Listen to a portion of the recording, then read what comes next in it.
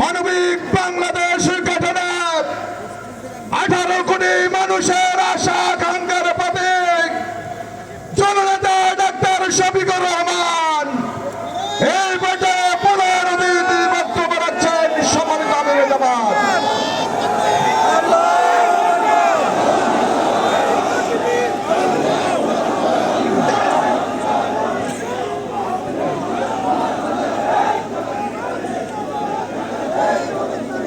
আসসালামু আলাইকুম ওয়া রাহমাতুল্লাহ।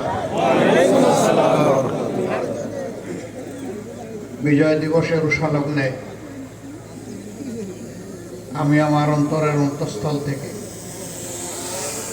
উপস্থিত যুব বন্ধুগণ সহ গোটা দেশবাসীকে আন্তরিক শুভেচ্ছা এবং অভিনন্দন জ্ঞাপন করছি।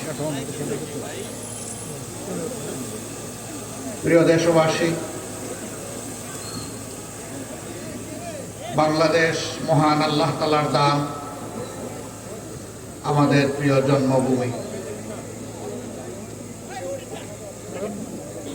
আল্লাহর সৃষ্টি এই অঞ্চল 1 শতাব্দীর ভিতরে দুইবার স্বাধীনতার মুখ দেখেছিল। 1947 আজাদী আন্দোলনের মধ্য দিয়ে এই ভূখণ্ড অখণ্ড পাকিস্তানের একটি প্রদেশ ছিল। পাকিস্তান আমলে শাসক গোষ্ঠী পূর্ব পাকিস্তানের সাথে বৈষম্য ক্ষেত্র বিশেষে অবিচার করার কারণে এদেশের মানুষ পাকিস্তানি শাসক গোষ্ঠীর বিরুদ্ধে ফুঁসে উঠেছিল। 69-এর গণ আন্দোলনের হাত ধরে 70-এর সাধারণ নির্বাচন অনুষ্ঠিত হয়েছিল।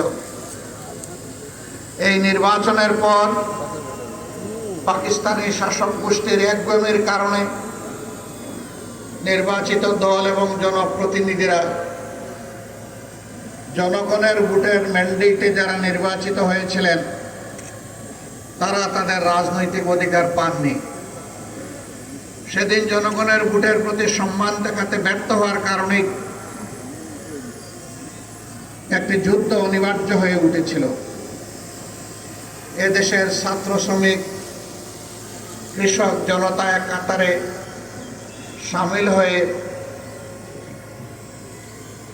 হানাদার বাহিনীর বিরুদ্ধে যুদ্ধে ঝাঁপিয়ে পড়েছিল। বুক ভরা আশা আর চোখ ভরা স্বপ্ন নিয়ে যে প্রিয় দেশটি সব ধরনের বৈষম্যের হাত থেকে মুক্তি পাবে, সামাজিক ন্যায় বিচার নিশ্চিত হবে, দেশ মর্যাদার আসনে প্রতিষ্ঠিত হবে, জাতি হিসাবে গর্ব করে বুক ফুলিয়ে বিশ্বের বুকে আমরা চলাফেরা করতে পারব। যারা সেদিন নির্বাচিত হয়েছিলেন তারা এমনটাই জাতিকে আশ্বস্ত করেছিলেন। কিন্তু স্বাধীনতা পরবর্তী বাংলাদেশ, যেই দেশটি বিপুল সংখ্যক মূল্যবান জীবন, সম্পদ আর ইজ্জতের ত্যাগ কুরবানির বিনিময়ে অর্জিত হয়েছিল, শাসক গোষ্ঠী জনগণের সাথে কথা রাখেনি। সেদিন যারা লড়াই করেছিলেন, জীবন দিয়েছিলেন, আহত পঙ্গু হয়েছিলেন, তাদের সকলের প্রতি আমরা গভীর শ্রদ্ধা নিবেদন করছি। তারা জাতিকে ভুলে গিয়ে একটি পরিবার, গোষ্ঠী এবং সর্বোচ্চ একটা দলকেই তারা বাংলাদেশের মালিক এবং জমিদারে পরিণত করেছিলেন। বাকি সমস্ত মানুষকে তারা দাসত্বের শৃঙ্খলে আবদ্ধ করেছিলেন। বহুদলীয় গণতন্ত্র খতম করে দিয়েছিলেন। মিডিয়ার স্বাধীনতা কেড়ে নিয়েছিলেন। মানুষের বাঁচার অধিকার তারা কেড়ে নিয়েছিলেন।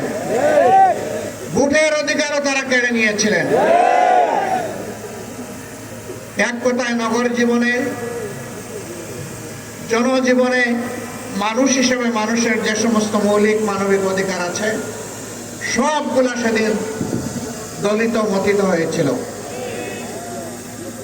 আমাদের পুলিশ ছিল, সেনাবাহিনী ছিল, আধা সামরিক বাহিনী ছিল, সাহায্যকারী আনসার ছিল, কিন্তু দল গোষ্ঠী পরিবারকে রক্ষা করার জন্য সেদিন একটি জল্লাদ বাহিনী গঠন করা হয়েছিল, যার নাম ছিল রক্ষী বাহিনী। এই জল্লাদ বাহিনীর হাতে মানুষের জীবন, সম্পদ এবং ইজ্জতকে অবলীলায় তুলে দেওয়া হয়েছিল।